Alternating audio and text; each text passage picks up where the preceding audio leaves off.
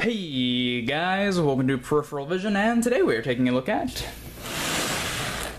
the U-Force for the Nintendo Entertainment System. Now, the U-Force is an interesting controller because it comes from the era that I like to call the Wild West of weird video game peripherals. Back in the NES days, they didn't really know what would sell or what would work or what would do whatever. So they kind of just did everything. Any type of controller or weird idea they had, they absolutely made it into a reality. And that's why you see a lot of NES controllers that are frankly strange.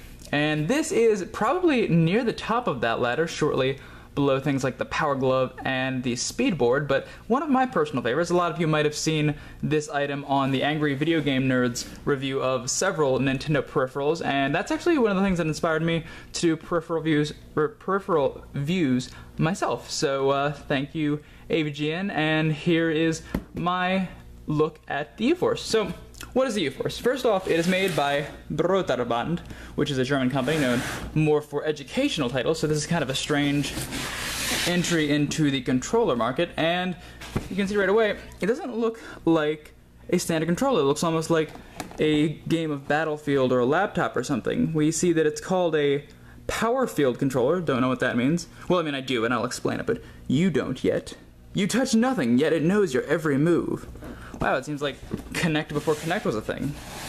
We've got a pretty cool sticker from the whoever sold this. I wonder if that number still works.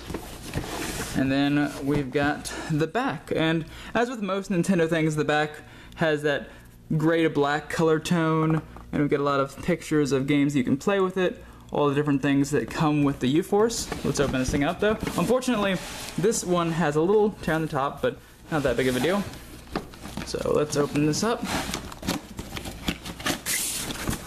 Now, the U-Force has three main components, one of which doesn't really matter, and that's the one I don't have, but there is the base unit here, which is sort of a clamshell design.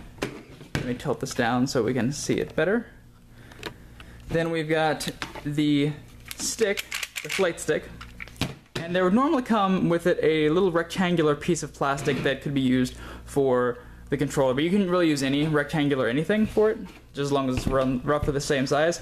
And the way that the U-Force works on what's called a Power Field controller is this right here and this right here put out little infrared lights, and you place it up as if it were a battlefield game, or battleship game, I'm sorry. And you would move your hands around in this area in various ways, and it would block off the signal from the infrared on certain parts, and the game would register that as a button input. And there's a little thing down here. You can have different settings for different games, and then obviously start and select is pretty standard.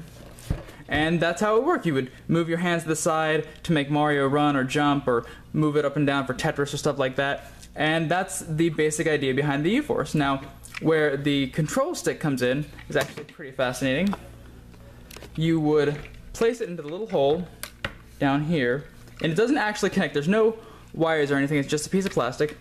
You place it down here, and you would click these to fire. You could move it from side to side and control plane games like Top Gun like that. And that's kind of amazing. The way it worked was, first off, the movement was just blocking the infrared signals, but on the bottom, if you click the buttons, it had a little bit of a reflective surface, or not reflective surface, it has a different kind of surface, and that would trigger the infrared to say, oh, I guess he's clicking the button because it's connecting a different way. And I think that's actually kind of brilliant. Now, I'm sure you can probably already guess, the U-Force doesn't work as well as it advertises on the box. It is pretty awful, but I will say that the U-Force is better than the Power Glove. Not by too much, and really if you have a regular NES controller, there's no reason to have a U-Force, but this is still a really interesting and surprisingly effective way of controlling your game that isn't a standard controller, at least compared to the other options the NES had. So overall, I'd say the U-Force is a cool collector's item, not worth owning for virtually any other reason. So And I would like to say at the end of this video that this is not my U-Force. This video has been brought to you by SavePoint, a video game store, actually a multiple game store located in Lemoyne, Pennsylvania. If you'd like to check them out, I will include a link in the description to all their stuff. You can buy this very U-Force if you're interested or are a collector, so go check them out, check out their online store and see what they have to offer. And as always, later days.